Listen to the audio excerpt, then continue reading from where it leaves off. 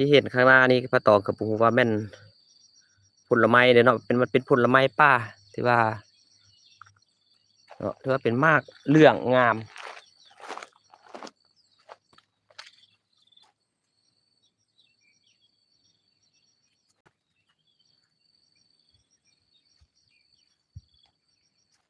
เบิ่งลูกเนาะ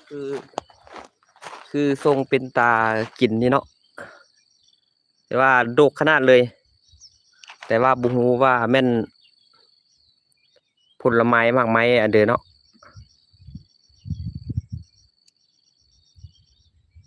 ว่ามันก็จะเป็นลักษณะแบบนี้